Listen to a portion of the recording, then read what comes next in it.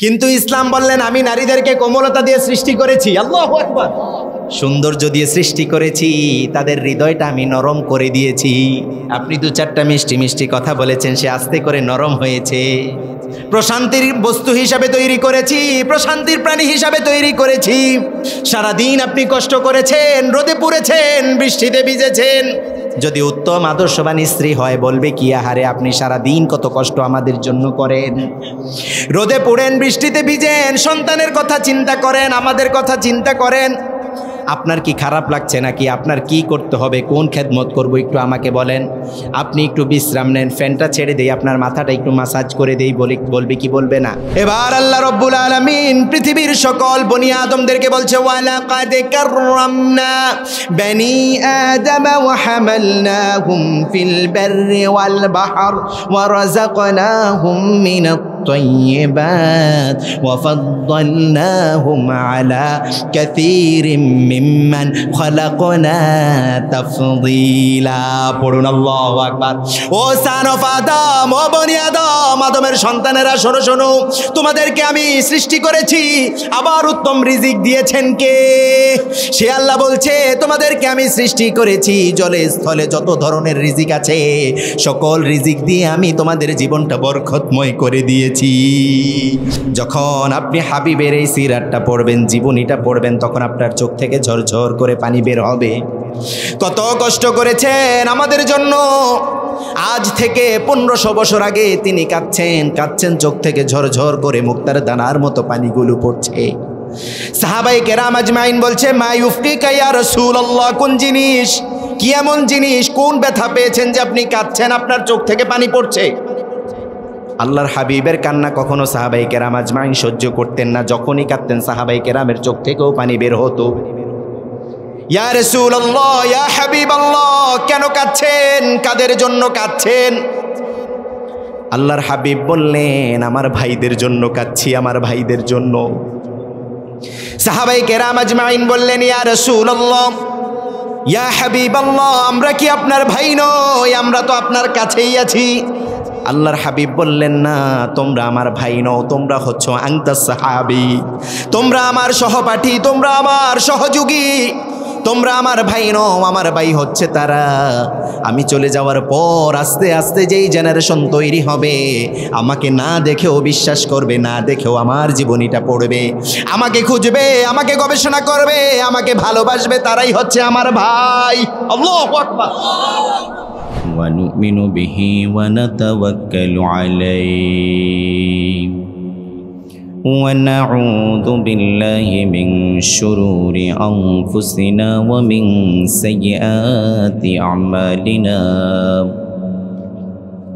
من يهده الله فلا مضل له ومن يضلل فلن تجد له وليا مرشدا نشهد أن لا إله إلا الله وحده لا شريك له الذي لا ضد له ولا ند له لا مثل له ولا مثيل له لا ولد له ولا والد له ولا معين له وهو الواحد الفرد الصمد لم يلد ولم يولد ولم يكن له كفوا أحد ثم نشهد أن سيدنا ونبينا وحبيبنا وبشيرنا نذيرنا طبيبنا وطبيب أرواحنا محمدا عبد الله ورسوله الذي أرسله بالحق بشيرا ونذيرا وداعيا إلى الله بإذنه وسراجا منيرا أما بعد فقد قال الله تعالى في كلامه المجيد وفي فرقانه الحميد أعوذ بالله من الشيطان الرجيم بسم الله الرحمن الرحيم إن الله وملائكته يصلون على النبي يا أيها الذين آمنوا صلوا عليه وسلموا تسليما اللهم صل على محمد وعلى آل محمد كما صليت على إبراهيم وعلى آل إبراهيم إنك حميد مجيد اللهم بارك على محمد وعلى آل محمد كما باركت على إبراهيم وعلى آل إبراهيم إنك حميد مجيد আমরা সকলে পড়ছি আলহামদুলিল্লাহ। আপনারা কি রাগ করেছেন? কষ্ট হচ্ছে? তাহলে আরো আস্তে পড়েন আলহামদুলিল্লাহ। এখানে আসার তৌফিক দিয়েছেন কে? সে আল্লাহর প্রতি আপনারা খুশি না বেজার? খুশির সাথে পড়েন তো আলহামদুলিল্লাহ। আল্লাহর প্রশংসা করলে আল্লাহ খুশি হন না বেজার হন? আল্লাহ বললেন আমি আমার গোলামের প্রতি যখন সে আমার প্রশংসা করে আমিও আমার গোলামের প্রশংসা করি। সুবহানাল্লাহ বলেন। কত চমৎকার রব পেয়েছেন, দেখেছেন? আলহামদুলিল্লাহ পড়েন। চলুন আমরা একটু আল্লাহর প্রশংসা করি। আল্লাহু আকবার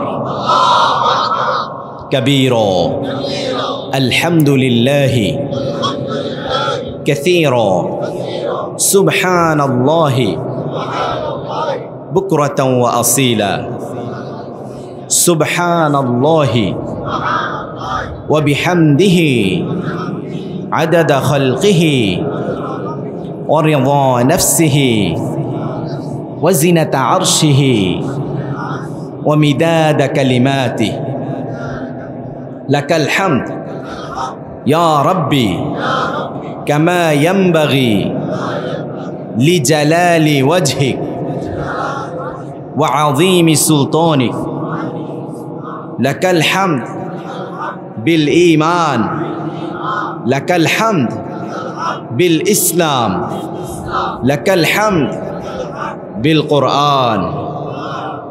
প্রশংসা করলাম কার? আরো চিৎকার করে বলুন তো, প্রশংসা করলাম কার? আমাদের রব আমাদেরকে বলছেন যখন আমার কোনো গোলাম আমাকে স্মরণ করে আমিও আমার ওই গোলামকে স্মরণ করি। সুবহানাল্লাহ বলেন। ভাই ভাই যুব সমাজ ও এলাকাবাসীর যৌথ উদ্যোগে এটা 10তম বিশাল সিরাতুন নবী সাল্লাল্লাহু আলাইহি ওয়াসাল্লাম মাহফিল ও ইসলামিক সাংস্কৃতিক অনুষ্ঠান। আজকের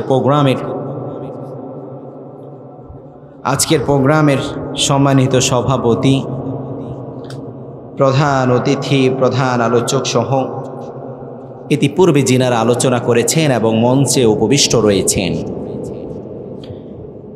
এবং আমার সামনে উপবিষ্ট কোরআন প্রিয়, তৌহিদ প্রিয় মুসল্লি ভাইয়েরা, পর্দার আড়াল থেকে দেখছেন এবং শুনছেন, আমার কলিজার টুকরা মা এবং বোনেরা, যিনারা উম্মুল মুমিনিনদের উত্তরসূরি সাইয়্যিদাতুনা সুমাইয়া রাদিয়াল্লাহু তাআলা আনহার উত্তরসূরি, হাজার আলাইহিস সালামের উত্তরসূরি, মারইয়াম বিনতে ইমরানের উত্তরসূরি, ফাতিমা বিনতে মুহাম্মাদুর রাসূলুল্লাহ সাল্লাল্লাহু আলাইহি ওয়াসাল্লামের উত্তরসূরি, সম্মানিতা, বহু গুণে গুণান্বিতা আমার কলিজার টুকরা মা এবং বোনেরা, সকলকে আমার হৃদয়ের হৃদয়স্থল থেকে আন্তরিক মোবারকবাদ এবং হৃদয় নিংড়ানো সালাম। আসসালামু আলাইকুম ওয়া রাহমাতুল্লাহি ওয়া বারাকাতুহু। আজকের এই প্রোগ্রাম হচ্ছে উত্তর সুন্দরীপাড়া, নতুন জামে মসজিদ সুন্দরীপাড়া।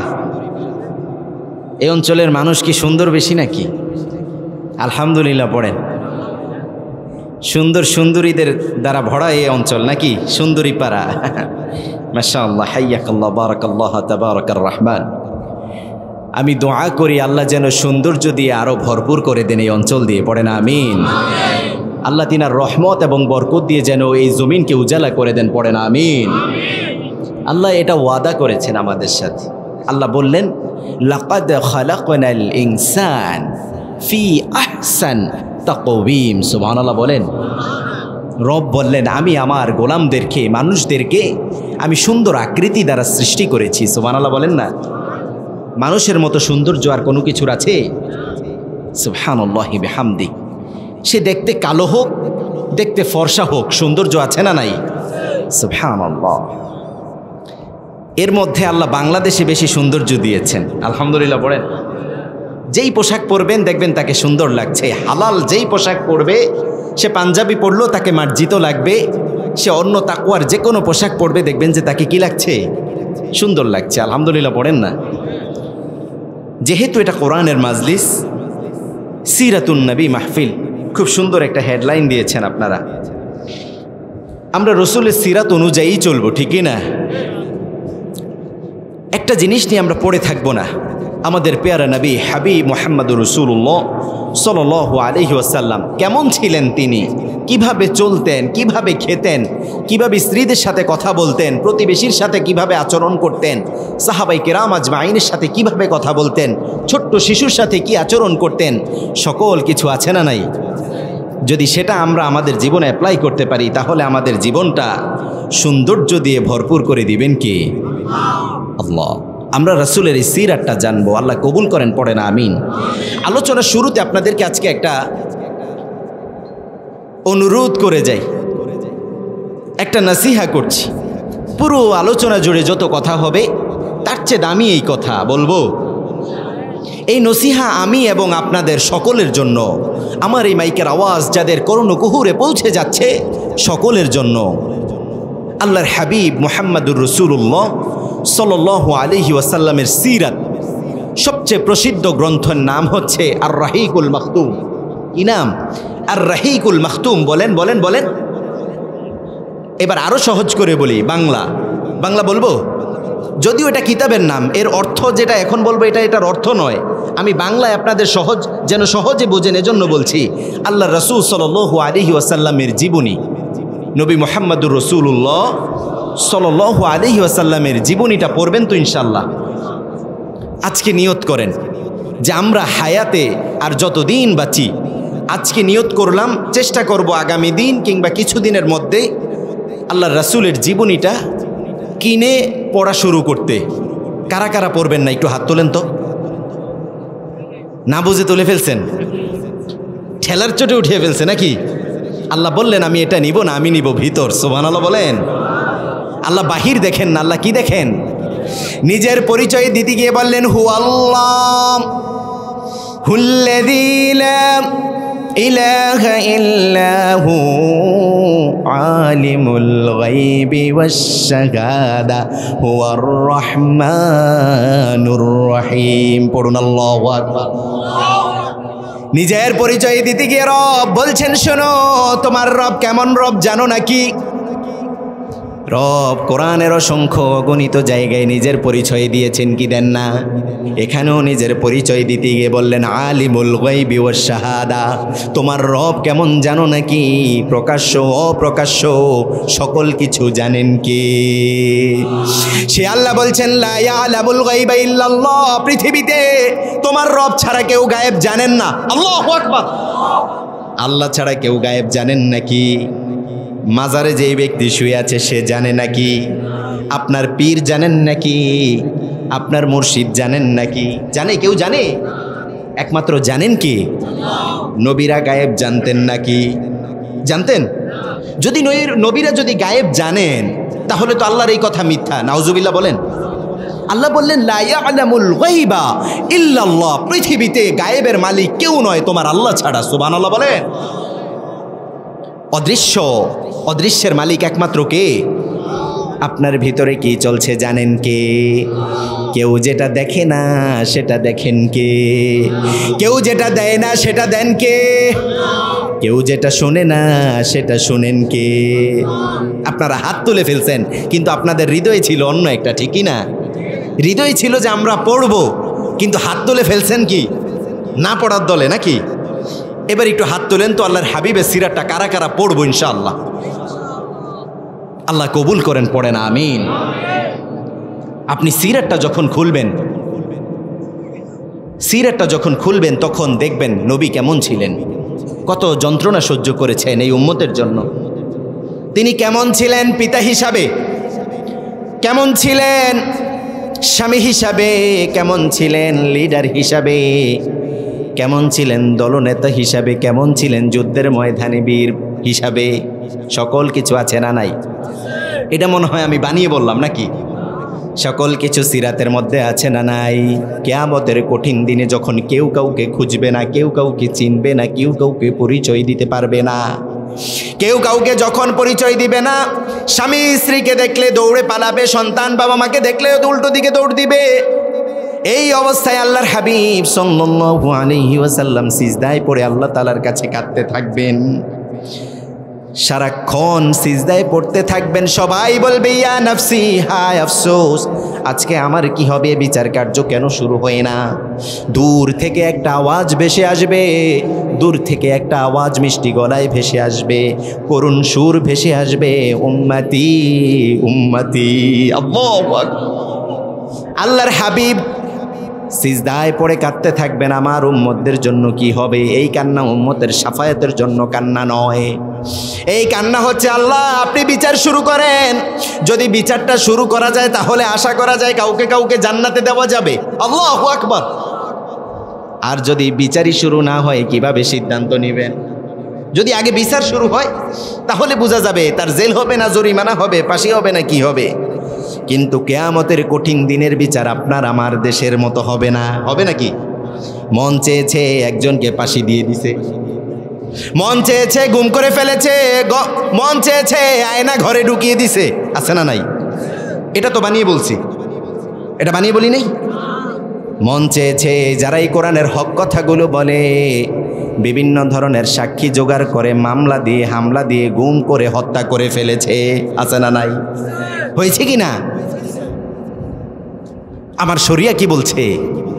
আমার শরিয়া বলছে ইউকাতিলুনা ফি সাবিলিল্লাহ ফায়াকতুলুনা ওয়া ইউকতালুন। ইসলাম যতটা উদার হয়েছে ইসলামের জন্য ততটাই কঠিন হয়েছে মুশরিকের জন্য। আল্লাহ রাব্বুল আলামিন বললেন ইউকাতিলুনা ফি সাবিলিল্লাহ ফায়াকতুলুনা ওয়া ইউকতালুন। কার কথা? আল্লাহ বললেন তোমাদেরকে আমি জান্নাত দিব যদি আমার জন্য তোমার রূহটা দাও। শর্ত একটা হচ্ছে শুধুমাত্র রূহ দিয়ে দিলেই হবে না, মুশরিকের রূহ নিতেও হবে। হুকুম কার? ইসলাম যতটা উদার হয়েছে মুসলিমদের জন্য ততটাই কঠিন হয়েছে মুশরিকদের জন্য। মুহাম্মাদুর রাসূলুল্লাহ ওয়াল্লাযীনা মাআহু আশিদ্দাউ আলাল কুফফার রুহামাউ বাইনাহুম তারাহুম রুকআন সুজদা। চিৎকার করে পড়ুন আল্লাহু আকবার। আল্লাহ প্রথমে এখানে বললেন মুহাম্মাদুর রাসূলুল্লাহ। কেমন ছিল মুহাম্মাদের বৈশিষ্ট্য জানো নাকি? ওয়াল্লাযীনা মাআহু আশিদ্দাউ আলাল কুফফার, কুফফারদের জন্য মুহাম্মাদুর রাসূলুল্লাহ ছিলেন খুব কঠিন কঠোর। আল্লাহু আকবার। আমরা যদি কুফফারদেরকে আস্তে আস্তে ক্ষমা করতে থাকি কুফফাররা আমাদের মাথার উপর চেপে বসবে কি বসবে না? এখন বসছে কি না? বসছে কি না? প্রতিবেশীর দিকে তাকান, আমাদের পার্শ্বভূমির দিকে তাকান, যত ষড়যন্ত্র যত চক্রান্ত এই দেশের মধ্যে, ঠিকই না? কিভাবে এই দেশকে অস্থিতিশীল পরিবেশ তৈরি করা যায়? শুধুমাত্র এটা, কারণ এই দেশে মুমিন কম না বেশি? মুমিন কম না বেশি? আমরা তাদেরকে বলবো আমরা কাউকে পরোয়া করি না, ঠিক কি না? আমরা এই দুনিয়ায় এসেছি এক আল্লাহর জন্য, যদি আমাদের রূহটা যায় সেটাও এক আল্লাহর জন্য, ঠিক কি না? এই রূহ আমরা আল্লাহর জন্য দিয়ে দিব। রাজি আছেন আপনারা? যদি আপনার রক্ত এই জমিনের মধ্যে দিতে পারেন তাহলে এই জমিন সমাজ বিনির্মাণ হবে, ইসলামের আলোয় আলোকিত হবে। কি হবে? আল্লামা ইকবাল এটা খুব সুন্দর করে বলছেন, শহীদের রক্ত এই জমিনে ঝরবে, সেই রক্ত উর্বর হয়ে আল্লাহর দিন প্রতিষ্ঠা হয়ে যাবে। আল্লাহু আকবার। আবার আমরা কেমন জাতি? আমরা হচ্ছি বীরের জাতি। কিসের জাতি?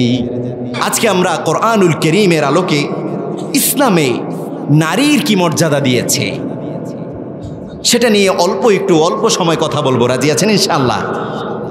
নারীর জন্য ঘর সুন্দর, নারীর জন্য ঘর জাহান্নাম, ঠিক কি না? নারীর জন্য পরিবার সুন্দর, নারীর জন্য পরিবার সারখার, ঠিক কি না?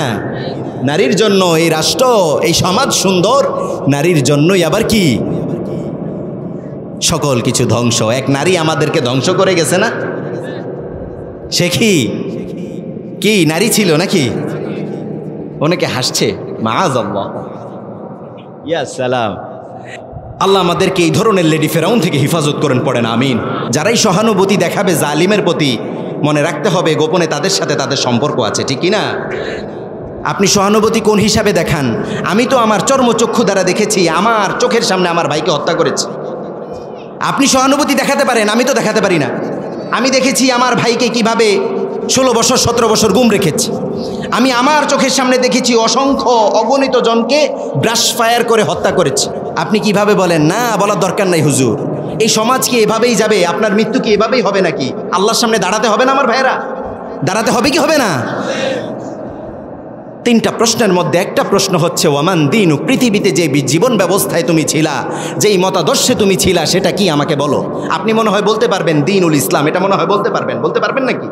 পারবেন নাকি? সেই প্রশ্নে প্রত্যেকে দাঁড়িয়ে যাবে। এই প্রশ্নের উত্তর দেওয়া এত সহজ নয়। আল্লাহ আমাদেরকে হেফাজত করেন, পড়েন আমিন। আল্লাহ আমাদেরকে একটা গাইডলাইন দিয়েছেন কিভাবে আমাদের জীবনটা চলবে। বলেন তো গাইডলাইনটার নাম কি? যারা বলে নাই তারা মনে হয় নাম জানে না। গাইডলাইনটার নাম কি? এই কোরআন আল্লাহ আমাদেরকে বললেন এটা এত চমৎকার কিতাব, যেটা আমি দিয়েছি পৃথিবীতে সবচেয়ে বেশি পঠিত হবে, পৃথিবীতে সবচেয়ে বেশি পড়া হবে যেই কিতাব, সেই কিতাবটার নাম হচ্ছে আল কোরআন। সুবহানাল্লাহ বলেন। Quran is a book that is most read in the world. There is no comparison with any another book in the world. সুবহানাল্লাহ বলেন। এটা এত চমৎকার বই, যেই কিতাব পৃথিবীতে সবচেয়ে বেশি পঠিত হয়। এটা এমন বই যার সাথে পৃথিবীর অন্য কোনো বইয়ের সাথে তুলনা হয় না। সুবহানাল্লাহ বলেন। এবার আমাদেরকে জানতে হবে পৃথিবীতে অসংখ্য অগণিত মতবাদ আছে। কি আছে? মতবাদ আছে, ধর্ম আছে না নাই? যারা বলে না এরা জানেন ধর্ম আছে না নাই? বৌদ্ধ ধর্ম আছে না নাই? হিন্দু ধর্ম আছে না নাই? খ্রিস্টান ধর্ম আছে না নাই? চীন আলাদা জাতি আছে না নাই? গ্রিক আলাদা জাতি আছে না নাই? নারীদের ব্যাপারে তাদের চিন্তা চেতনা কি একটু দেখেন। এই যে হিন্দু ধর্মাবলম্বীরা আছে, কিছু বছর পূর্ব তাদের মধ্যে একটা প্রচলন ছিল সতীদাহ। কি এটার মানে কি? স্বামী মারা গিয়েছে, এবার বিধবা স্ত্রীকে স্বামীর সাথে জীবন্ত পুড়ে ফেলা হতো। নাউজুবিল্লাহ বলেন। কতটা নির্মম নৃশংস ছিল তাদের সমাজ ব্যবস্থা, তাদের ধর্মীয় ব্যবস্থা। কথাটা তো মনে হয় আমি বানিয়ে বললাম, ঢাকা থেকে তো বানিয়ে আনছি। এটা সত্যতা আছে না নাই? সনাতনীরা তাদের কোনো মর্যাদা ছিল না, বিধবা স্ত্রীদের কোনো কি ছিল না।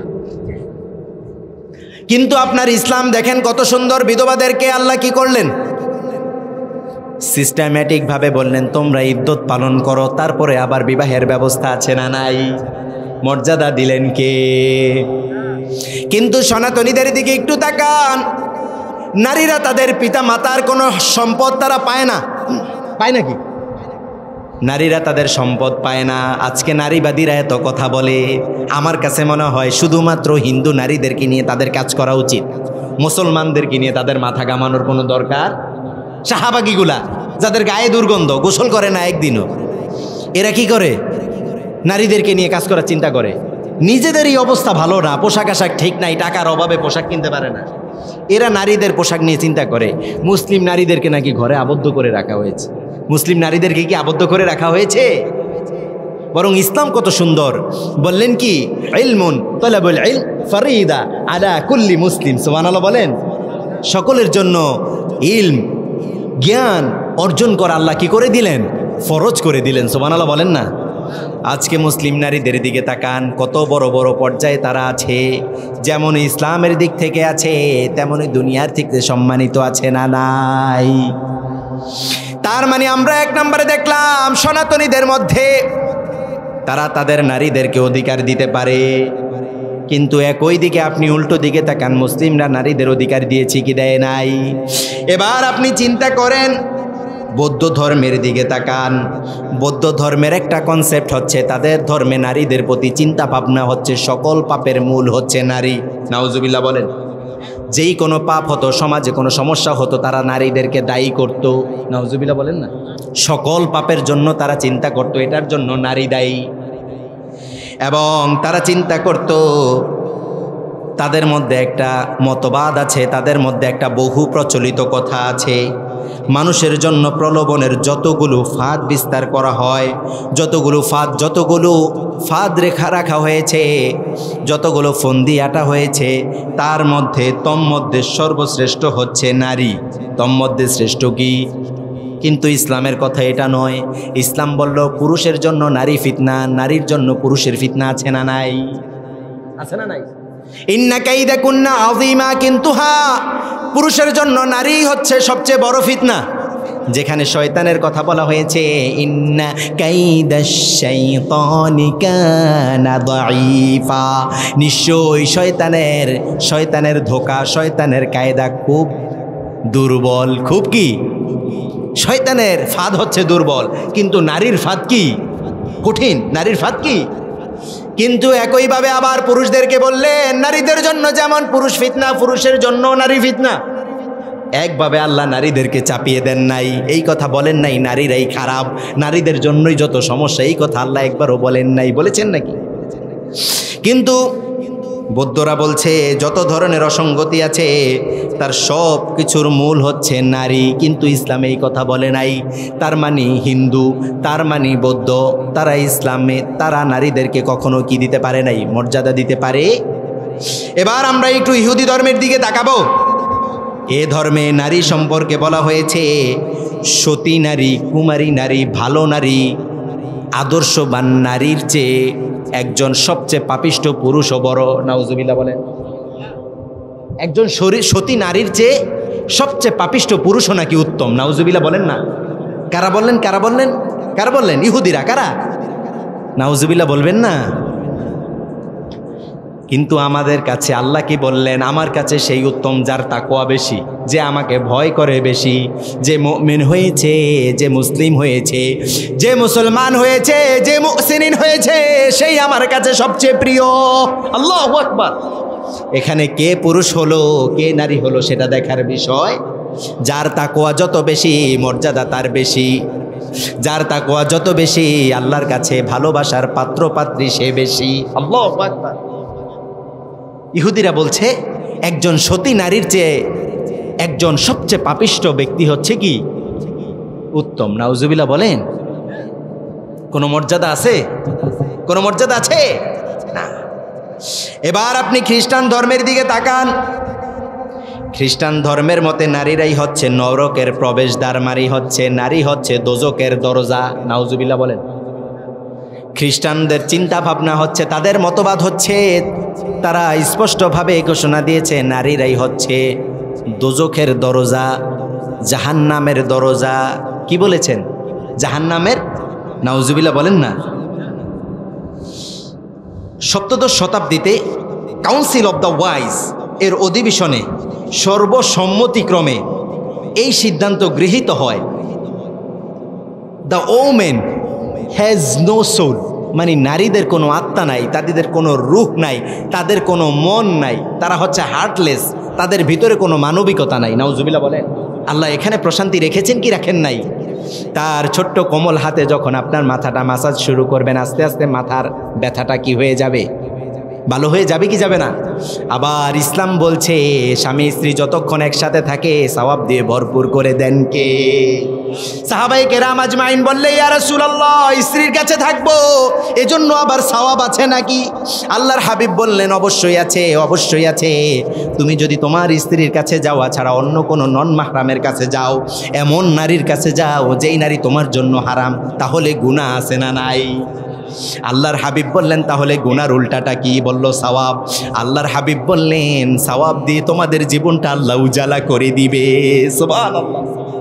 কত মর্যাদা দিয়েছে নারীকে দেখেন, প্রশান্তির কারণ বানিয়েছে, আবার কষ্টের কারণও বানিয়েছে, কিন্তু অধিকাংশ ক্ষেত্রে প্রশান্তির কারণ বানিয়েছে। আপনার খারাপ লাগছে, বসে বসে একটু স্ত্রীর সাথে মিষ্টি গলায় কথা বলেন, দেখবেন আস্তে আস্তে মনটা হালকা হয়ে যাবে। যাবে কি যাবে না? আবার স্ত্রীরাও আমাদের সাথে ভালো আচরণ করতে হবে। সেও যদি রাগ দেখায় আস্তে আস্তে সম্পর্কটা কি হবে? দূরত্ব তৈরি হবে। হবে কি হবে না? তার মানে হিন্দুরা, খ্রিস্টানরা, বৌদ্ধরা, ইহুদিরা নারীদেরকে কোনো ধরনের মর্যাদা দিতে পারে নাই। মর্যাদা দিয়েছেন কে? দিয়েছেন কে? ইসলাম। আল্লাহু আকবার।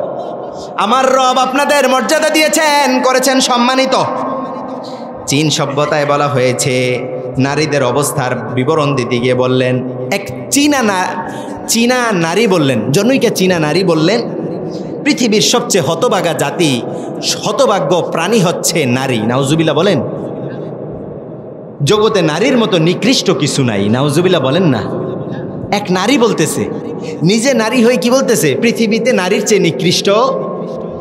কিন্তু আপনার ইসলাম বলছে নারীর চেয়ে মর্যাদাবান আর কেউ নাই। নারীকে আল্লাহ মা হিসাবে বানিয়েছেন, স্ত্রী হিসাবে বানিয়েছেন, কত মর্যাদা দিয়েছেন দেখেন। সুবহানাল্লাহ বলেন। এবার আমি এক নজরে বলবো ইসলাম নারীকে কি কি অধিকার দিয়েছে দেখেন। নারীর অধিকার সম্পর্কে ইসলামের ভূমিকা হচ্ছে, প্রথমে মানব সৃষ্টির শুরুতে একজন নারীকে আল্লাহ স্ত্রী হিসাবে তৈরি করলেন। কার স্ত্রী? সাইয়্যিদুনা আদম। কার স্ত্রী? আল্লাহ রাব্বুল আলামিন বললেন, ইয়া আইয়ুহান নাসু ইন্না খলাকনাকুম মিন যাকারিন ওয়া উনসা। হে মানব জাতি শোনো শোনো, তোমাদেরকে একজন পুরুষ থেকে একজন নারী হতে সৃষ্টি করেছি আমি। মর্যাদা দিয়েছেন কি দেন নাই? এবার ইসলাম বলছে শোনো শোনো, আল্লাহ তাআলা নারী পুরুষ উভয়কে সম্মান দিয়েছেন। ওয়ালাহুন্না মিসলুল্লাযী আলাইহিন্না বিল মারুফ ওয়ালিররিজালি আলাইহিন্না দারাজা। স্ত্রীদেরকে পুরুষের উপর ন্যায়সঙ্গত অধিকার দিয়েছেন দেখেন। একবারও এই কথা বলেন নাই পুরুষের উপর কোনো কথা বলা যাবে না, একবারও বলেন নাই কোনো অধিকার খাটানো যাবে না, একবারও বলেন নাই পুরুষকে কোনো পরামর্শ দেওয়া যাবে না। রব বললেন পুরুষের যেমনই অধিকার আছে নারীদেরকেও আমি একইভাবে অধিকার দিয়ে দিয়েছি। সুবহানাল্লাহ। ওয়ালাহুন্না মিসলুল্লাযী আলাইহিন্না বিল মারুফ ওয়ালিররিজালি আলাইহিন্না দারাজা। স্ত্রীদেরকে পুরুষের উপর ন্যায়সঙ্গত অধিকার আমি দিয়েছি, আর নারীদের উপরও আমি পুরুষদেরকে শ্রেষ্ঠত্ব দিয়ে দিয়েছি। সুবহান দিয়েছেন কিনা? বিবাহের মাধ্যমে নারীদেরকে প্রথম মর্যাদা দিয়েছেন। সুবহানাল্লাহ বলেন। আমি এক নজরে বলে যাচ্ছি, ইসলাম বিবাহের মাধ্যমে নারীদেরকে কি দিলেন? মর্যাদা দিলেন। 2 নাম্বার, ইসলাম স্বামী নির্বাচনের ক্ষেত্রে নারীদেরকে স্বাধীনতা দিয়েছেন। সুবহানাল্লাহ বলেন না। সে কুমারী হোক, সে বিধবা হোক, তালাকপ্রাপ্তা হোক, আল্লাহর হাবিব বললেন খবরদার, জোর করে কোনো কিছু চাপিয়ে দেওয়া যাবে, খবরদার। আপনার মেয়েকে আপনি জিজ্ঞাসা করবেন, মা পাত্র কি তোমার পছন্দ হয়েছে? সে যদি সম্মতি দেয় তাহলে সামনে আগানো যাবে, সে যদি সম্মতি না দেয় সামনে আগানো যাবে। সাহাবাই কেরাম বললেন, ইয়া রাসূলুল্লাহ সে কিভাবে সম্মতি দিবে? আল্লাহর হাবিব বললেন, যদি সে চুপ থাকে তাহলে বুঝতে হবে তার কি আছে? সম্মতি আছে। সুবহানাল্লাহ বলেন। 3 নাম্বার বললেন, স্ত্রী হিসাবে নারীকে অধিকার ও মর্যাদা দিয়েছেন কে? স্ত্রী হিসাবে মর্যাদা আছে না নাই? নাকি তাকে দাসীর মতো আচরণ করা হয়? দাসীর মতো করা হয় না। তার আপনি যেখানে ঘুমান তারও সেখানে ঘুমানোর ব্যবস্থা করে দিয়েছেন কে? করে দিয়েছেন না? একই বেডে কি করেছেন? আপনি যেখানে ঘুমাবেন, আপনি যদি এয়ার কন্ডিশন ছেড়ে ঘুমান তার জন্যও কি জায়গা একই। বরং ইসলাম বললেন খবরদার আলাদা হওয়া যাবে না, আলাদা হলে শয়তান মাঝখানে ঢুকবে। কি বললেন?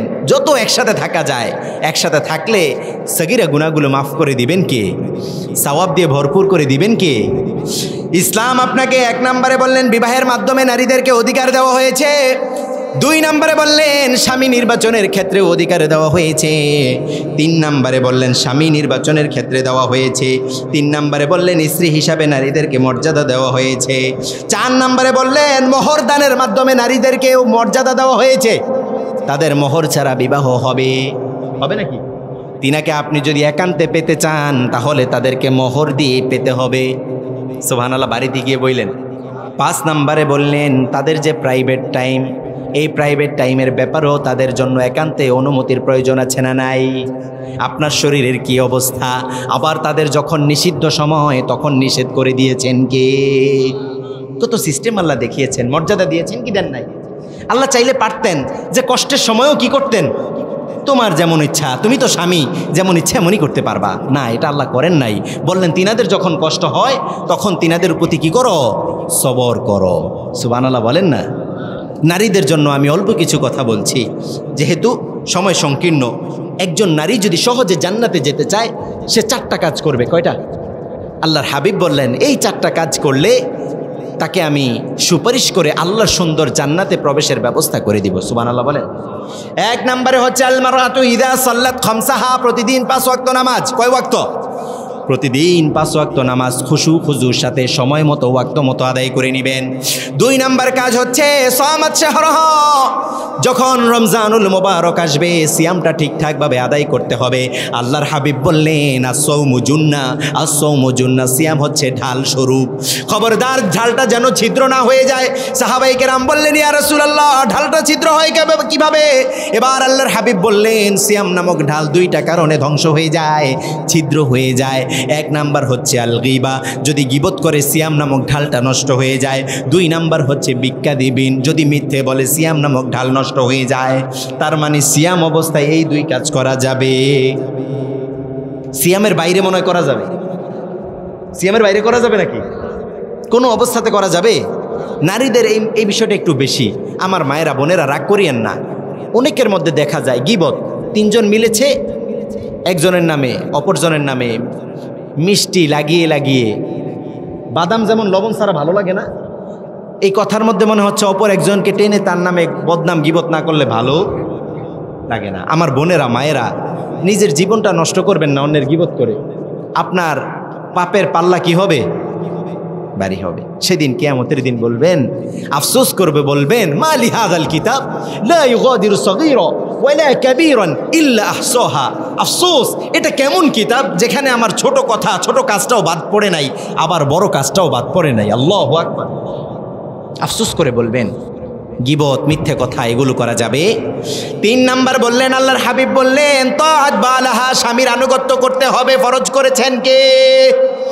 আপনি। স্বামীর আনুগত্য করতে বলা হয়েছে। দিনদার স্বামীর কথা বলা হয় নাই, বেদিন স্বামীর কথা বলা হয় নাই, কে খাটো তার কথা বলা হয় নাই, কে লম্বা তার কথা বলা হয় নাই, আপনার স্বামী হ্যান্ডসাম কিনা আনস্মার্ট কিনা সেটার কথা বলা হয় নাই, আপনার স্বামী তিনি বৃদ্ধ হয়েছেন কিনা, তিনি যুবক আছেন কিনা সেই বিষয়ে বলা হয় নাই, আপনার স্বামী দেখতে সুন্দর কিনা অসুন্দর কিনা এভাবে বলা হয় নাই, আপনার স্বামী কালো কিনা ফর্সা কিনা এভাবে বলা হয় নাই। এক বাক্যে আল্লাহর হাবিব বললেন তাআত বালাহা, স্বামীর আনুগত্য করতে হবে, স্বামীর আনুগত্য করতে হবে, স্বামীর আনুগত্য করতে হবে। আপনি কত দিনদার নারী, আপনি তাহাজ্জুদ পড়েছেন কিনা, আপনি প্রতিদিন তাহাজ্জুদ পড়েন কিনা, আজকার করেন কিনা, নফল সালাত আদায় করেন কিনা, নফল সিয়াম রাখেন কিনা, বেশি বেশি তিলাওয়াত করেন কিনা, আপনি কতটা দিনদার। আল্লাহর হাবিব বললেন স্বামীর কাছে এই জিনিস দেখানোর কোনো বিষয় নাই, স্বামী যেটা বলেছে সেটাই আপনি করতে হবে, স্বামী যেটা নিষেধ করেছে সেটাই আপনি বাদ দিতে হবে। এটার নাম হচ্ছে আনুগত্য। স্বামীর আনুগত্য করা, স্বামীর আদেশ মানা, স্বামীর নিষেধ না মানা, স্বামীর নিষেধ মানা, এই সকল কিছু ফরজ করে দিয়েছেন কে? একবারও এই কথা বলে নাই যে তোমার দিনদার স্বামী, বলেছেন নাকি? স্বামী বলেছেন। এবার সে দিনদারও হতে পারে, বেদিনও হতে পারে, সে সালাত পড়তেও পারে, নাও পড়তে পারে, সে স্মার্টও হতে পারে, আনস্মার্ট হতে পারে, তার গায়ে দুর্গন্ধ থাকুক আর সুগন্ধি থাকুক। হ্যাঁ, আপনার যেহেতু রুচি ভালো, আপনি আপনার স্বামীকে আপনার মতো করে পরিপাটি রাখেন, তাহলে বিষয়টা আরও সুন্দর হয়ে যাবে, ঠিক কি না? স্বামীর আনুগত্য করা, এই জিনিসটা আজকে সমাজে দেখাই যায় না। কথা বলার সাথে সাথে ঝিরকি দিয়ে কথা বলে। আমার মায়েরা বোনেরা কেন এরকম করেন? স্বামী ঘরে এসেছে, 1 গ্লাস বরফ শীতল ঠান্ডা পানি তাকে এগিয়ে দেন, একটা টাওয়াল এগিয়ে দেন, বলেন আপনার আর কি লাগবে, আমি কি একটু জুস করে দিব কিনা? দু চারটা মিষ্টি ভাষায় কথা বলেন। সারাদিন আপনি আমাদের জন্য কত চিন্তা করেন, আমাদের নিরাপত্তার কথা চিন্তা করেন, আমাদের খাবারের কথা চিন্তা করেন, কি পছন্দ করি বাজার থেকে সেই মজার মজার খাবারগুলো কিনে আনেন, বাজার থেকে সেই মাংস মাছগুলো কিনে আনেন। আপনি যে আমাদের প্রতি এত কষ্ট করেন, আমাদের জন্য এত কষ্ট করেন, আমাদের প্রতি কোনো দাবি রাখিয়েন না, আমরা আপনার হক ঠিকঠাকভাবে আদায় করতে পারি না। পারে নাকি? পারে? যদি মিষ্টি ভাষায় দুই তিনটা কথা এভাবে বলেন, ঘরের মধ্যে মহব্বত বরকত দিয়ে ভরপুর করে দিবেন কে? দিবেন না? পারেন কি না আল্লাহ? 4 নম্বরে বললেন হাফিজত ফুরুজাহা।